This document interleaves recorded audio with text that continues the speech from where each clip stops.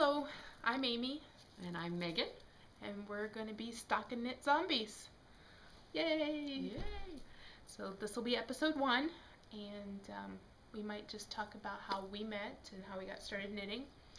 So I think I started on the Ravelry group saying that how Megan and I met. It was New Year's Eve, and we were invited to dinner by a mutual friend. And when we got there, we just started talking about how we recently got engaged, and then we were both getting married in September '04. So we struck up a conversation after that and started talking wedding talk all the time. Yep. And we both worked at the same place at that time too. And neither of us knit. Now, how I got started knitting is I was pregnant in early 2005 and decided that I wanted to knit a baby blanket. And I taught myself online with all sorts of videos and frustration, and didn't really have a knitting community. Ravelry wasn't around yet, and I just kept plugging away at it, and many moons later was starting to push my friends into trying it. So that's how I got started. And then she taught me in 2008 when I was pregnant with my second. And much like you, I learned online from videos, but also had a community to help me when I had questions. And the geek in me really enjoys Ravelry. So I don't think if Ravelry weren't around when I started knitting, I probably wouldn't be a knitter. I really enjoy the data mining aspect of finding the perfect yarn and who's done it with this yarn and this pattern combination. Mm-hmm. So. And that really helped me expand, because I was just doing baby blankets and scarves until Ravelry. I think I had attempted a sock by going to the local yarn shop and picking up like the simple pattern and some sport weight, or I don't know, it was a chunky sock weight, but it was not sock yarn, so it was miserable, and it looked awful, and it was pink, and I still have it somewhere because I only knit one of them. And but then Ravelry came along, and met a few more people here in town that I could share my knitting joys with, and kept going. And now I like to knit just about anything. And so then, just I think as another thing that I mentioned online, I primarily do garments, although sometimes I do socks. And I only knit on one project at a time, which that might change. I might look back someday on this podcast and be like, oh, remember when I only knit one thing at a time? I think you said you had like one small thing usually cast on just in case, and then the big garment project. So I have 20, and I am not joking. So, and they're always in various states of progress, and I usually will grab a row once a month on something. So they're never quite languishing. I think my longest languishing project right now is a Christmas stocking that I started last year, and Christmas came and went, and I decided that I didn't want to knit on it anymore. You got another Christmas coming up. I know, and I still don't want to knit on it. It's Fair Isle, and I just don't want to do it. Yeah. But we have a bunch of stuff that we have to show you, and we might get started with FOs. Yeah. Okay.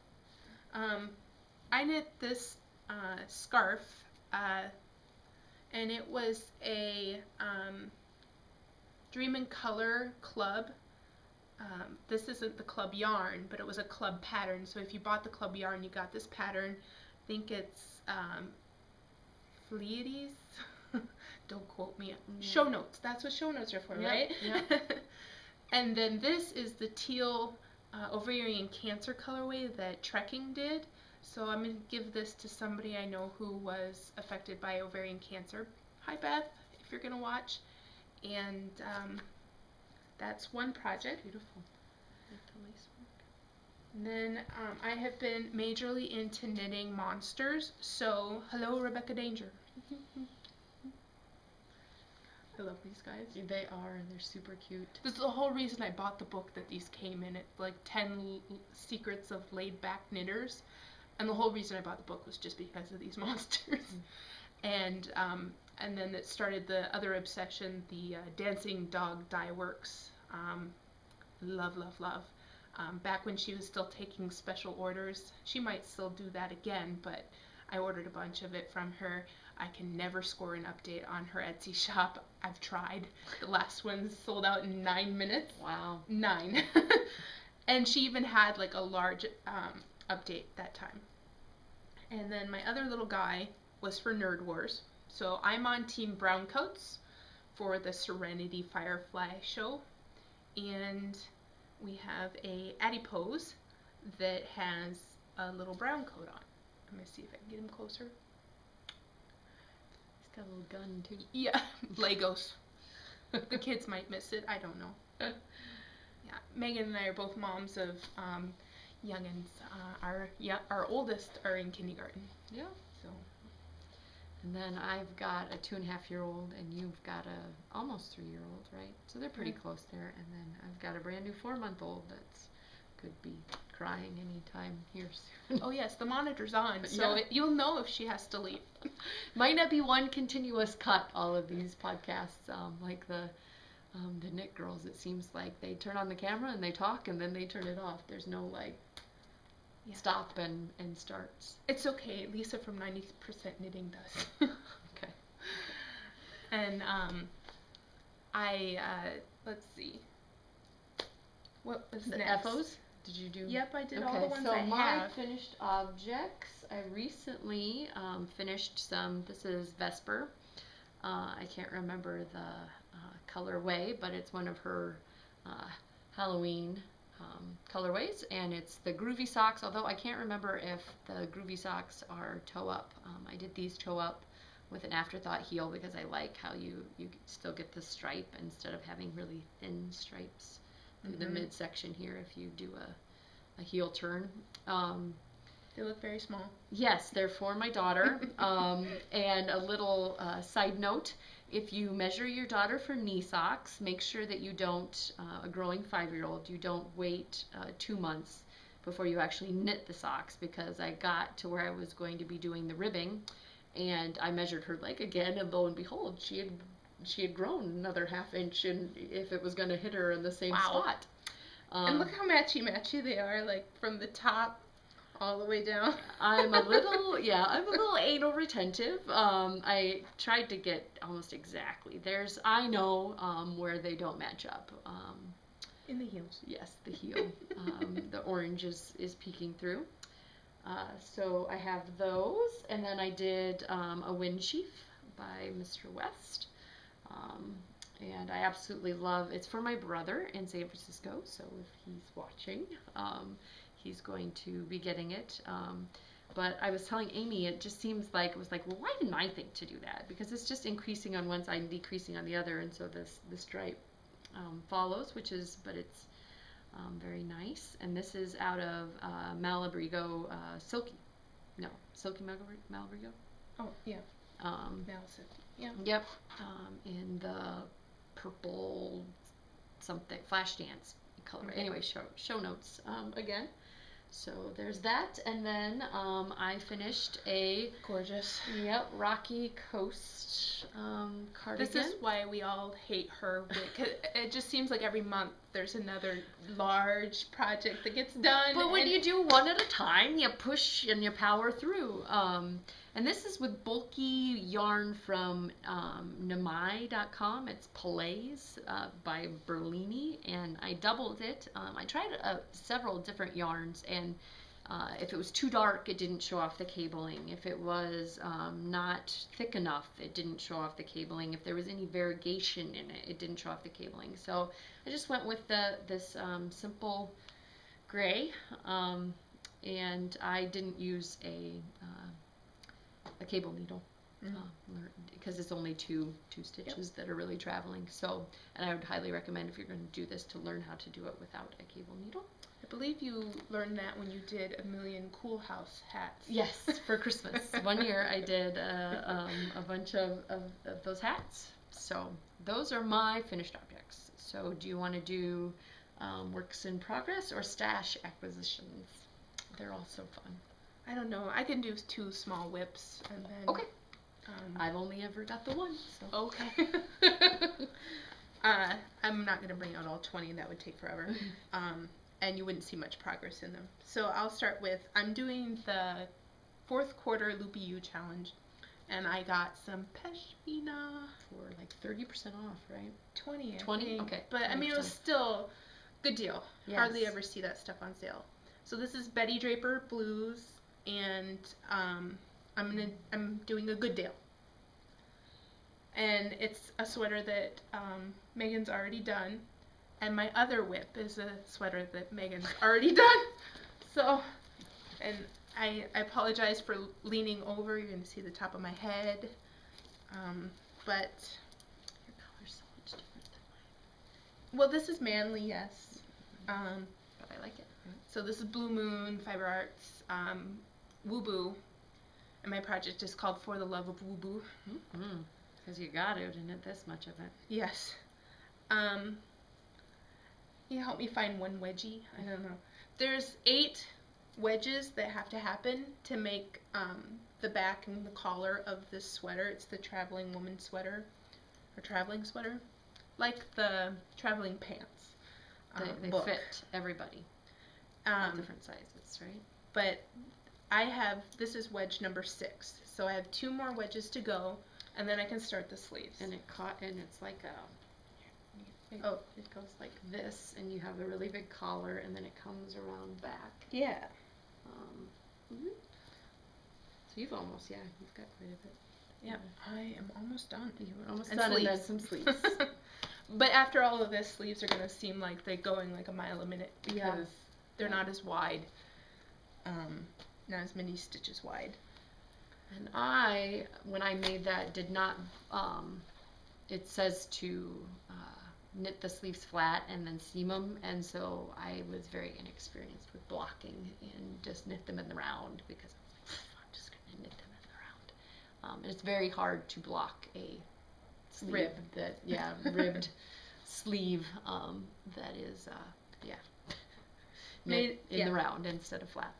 So I was avoiding the seaming, but caused a very big blocking headache. So I plan on seaming them just because I wanted it to seam the way that it did in the pattern. I am a stickler for rules in the most part. When I'm following a pattern, I don't, go off and do variants very much. I'm starting to in other things, but not sweaters. Sweaters, I'm still very regimented, and since most things that say 36, 37 bust fit me pretty well, I don't have to do too many mods, which is kind of lucky. And I'm saying a lot. They say you learn your. When we watch it, I'm sure we'll see all kinds of fun moments. Yeah, I am not looking forward to editing. So that is. Do you have a whip? I do not have a whip. I just ripped out. I had a Delancey that I had working on. I can hold up the pattern, I guess. And I had picked 2 colors. We can try and show that closer. Yeah. I had picked 2 colors for the Loopy 4th color challenge, or a 4th quarter challenge that did not show the stripes off very well. So I'm going with a little more contrast, hopefully with the cobalt and turn in the pashmina of same as yours, pashmina base, which is when we were at where was I at? The event in the Twin Cities. Yarnover. So a lady came over to me and said, have you ever knit with this? Because I was looking at some at Stephen B's booth, and I was like, yeah. She's, it's the stuff from the gods. If you haven't knit with it, you need to. And I'm like, oh yeah, I've got a good deal out of it. Stephen B is our knitting celebrity in Minnesota. Yeah, yep. The glitter knitter. Yep. And today in the paper, they announced that we're getting a local yarn shop again. They had one closed down not that long ago, and so we're getting a new one. It's called Hank and Pearls Knitterly something. Yeah, it's cute. Yeah. So, and Hank and Pearl, I guess, are 2 sheep, and that's the mascot of the yarn shop. Hmm. And it's going to be over by Glinner's Pub, Hmm. north of town. So just thought I'd pass that along if you hadn't Awesome. heard. I had not heard. So, and then Yeah. maybe some of our friends will watch and find out as well. Yeah. So, Very exciting.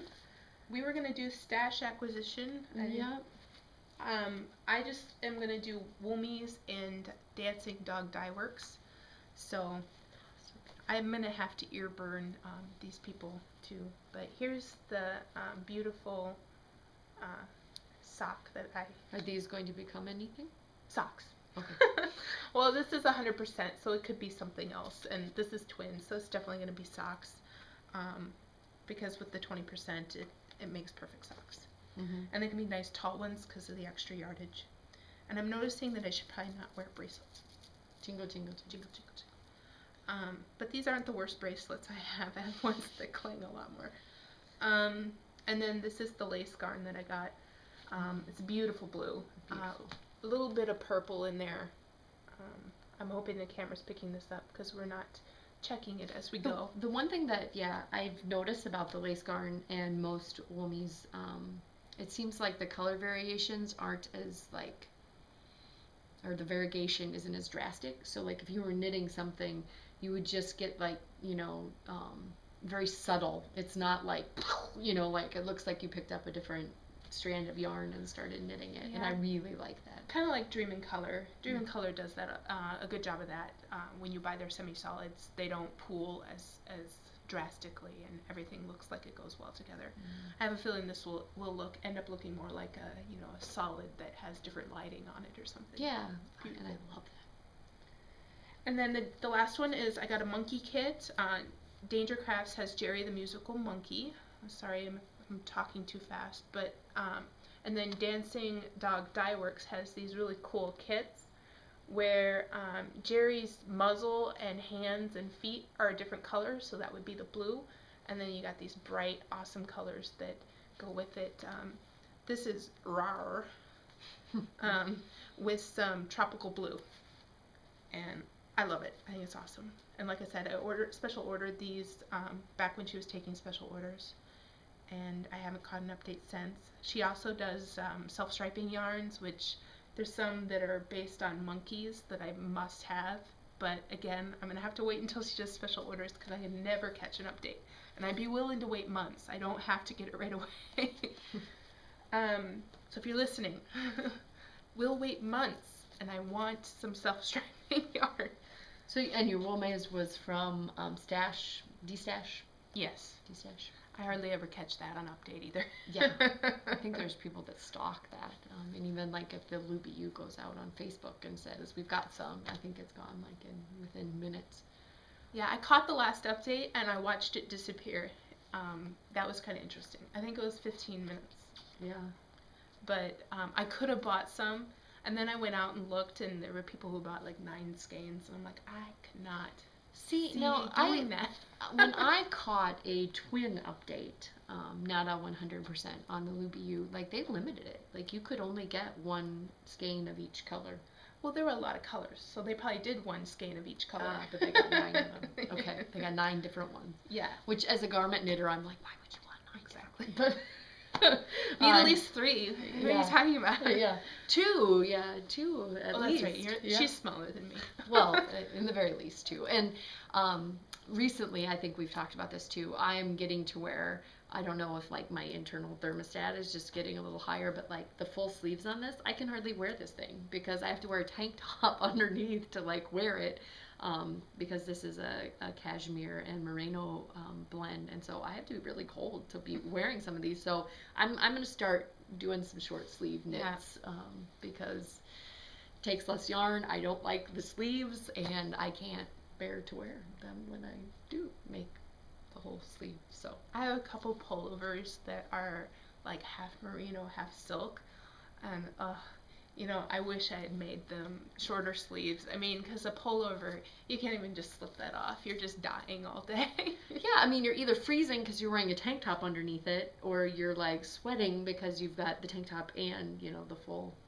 So, yeah, if I make another olive, I'm definitely doing that short sleeve. I started one. Yeah. Like, cast it on. the yoke stitches. Yep. Yeah. I am not that, so that's not in my Ravelry pages yet, because if I just cast it on, it's not an officially started project. I'm gonna wait until I actually start changing colors in it, in the yoke, to put it out there. But I think that's all I have in my bag. I've definitely gotten to where I do something and it ends up getting ripped out and redone if I don't like, if I'm going to change something. So the only stash acquisition, I was just showing her, because we're filming this at my home, all of my Wool-Mize lace garn that I've bought recently, and I'm not going to flash those through here. She blames me for this. Because she sold me my first skein. She's like a crack dealer. She's like, here's your first skein. And, I knit a daffodil out of it, which awesome sweater. It is a very awesome sweater, and it's nice and lightweight. And because the lace garn has lots of drape, it's very nice. But it's not heavy like this. So, and it's got lots of lace work, and so it's very airy and light, and I can wear it no matter what. So. I should have brought that out, but it's been, yeah, four finished objects ago. So, this is a special Lorna's Laces Vogue Knitting Live colorway that I bought. Why is the store not jumping to mind? They found a box of them that they neglected to sell at the Vogue Knitting Live, and it was like 30% off. So it's normally like $25, and I think I got it for like $16. So I got 2 of these, and they'll probably become something for me, very bright something for me, or something for my daughter because of the pinks and the blues and the oranges. But it's very cute. Yes. And you have 2, so you can make something large. Yes. Yep. Or something for my daughter. That's even larger, I guess. Dress. Yeah. I've got 2 boys now, though, so I think it's in my best interest to start knitting some boy things that can trickle down. So hard. I have a boy and a girl. My son is older, and he got one hand knit that was made for a 10-year-old boy, and he's only just recently, he's going to turn, or soon he will turn 6. Can we edit that out? And so meanwhile, she's gotten like 20 some items of various stuff. But he loves all his hats that he's gotten, and the one sweater he hasn't been able to wear yet. But he's very proud of his hats that his mom made him. So hopefully he doesn't get teased or anything. Yeah, well, my oldest boy wants socks now because he's seen me knitting them and sister trying them on. There's this first sock got knit twice, basically, because I got to like right here and I had her try it on, and even with the heel not stitched, she couldn't get it over her heel. It was heel bound, so it was just like right here. So I had to do some funky decreases, but yeah, he got to see sister trying it on over and over again, so he wants one. Okay. He wants some socks. Yeah, I have a hard time with the heel on some things. Like I had tried the sweet tomato heel, and for a pair of socks for my stepdad, and he's a hunter and he really loves socks, and he's my most deserving recipient of hand knit items. We had my husband try them on, and they had the heel issue, and so I had to go back and do a gusset. Yeah. So sweet tomato is apparently not for my family. just too narrow as it turns the corner. Or I had to make it a little bit bigger before I started it, and then decrease it back after. But again, didn't really want to play with it. Just followed the instructions online, and didn't turn out right. So hopefully this worked out. Yeah. I mean, our first episode. Hopefully we can get through it. The kinks out, and any feedback that you could provide. Yes. Anybody that's out there watching it, we are definitely open to it. I'm nowhere near perfect in anything I do, so. I want to, we'll be pushing this on our friends for like edit purposes. Like, okay, tell us what we did. What can we do better? And I want to mention that we did start a Ravelry group. Yep. And a blog and a website. So they're all empty right now. Yeah. But hopefully with this first episode, everything will be started, and we'll have show notes and all sorts of good things. I know that show notes are kind of a hard thing. The more you mention, the less you write down. Yeah. I think we are both such avid ravelers, though, that a lot of it's probably just going to be pointing to our project pages, right? Yep. So, This is true. This is or true. stash.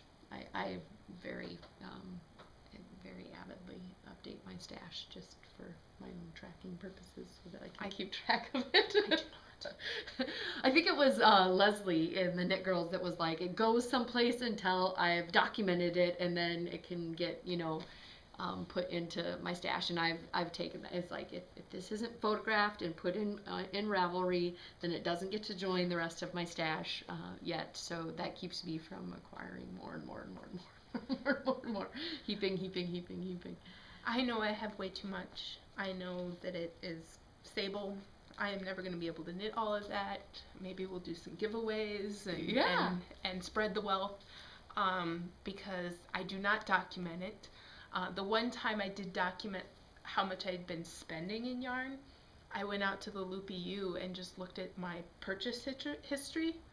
That was scary. I do not recommend it. Yeah.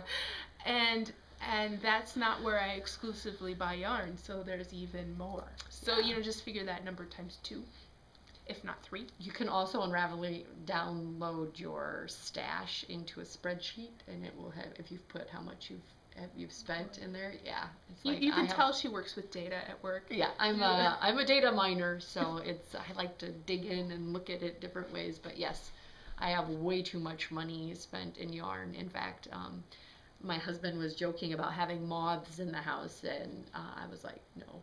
That's not funny. We're talking about possibly thousands of dollars here. Let's not joke about losing that. So again, but we're off on a caveat. So hopefully this is something that we can do fairly regularly and that can reach the masses. Amy has definitely given back to the knitting community by having knit-alongs and joining, acclimating people like me to learn. So hopefully this will give back, because I definitely enjoy a lot of the podcasts that are out there as well. So that's all. I mean, hopefully I'll be out there. Nerd Wars and the Loopy U projects. I'll probably start another swap. The last 2 have been my swaps, so I'll probably put another one out there. So Loopy U 9. And that's it. So I wish we could be all southern like the Knit Girls and be like, bye y'all, and just be done, but I don't know what to say. We have to say something like, very Minnesotan. Yeah. Like, yeah. You betcha. Yeah. Yeah, or Iowan, because we're both from Iowa. We are originally from Iowa, but they'd say that Iowa has the least accent. It's like what they look for in newscasters. So anyway, happy knitting. Happy knitting. See you later.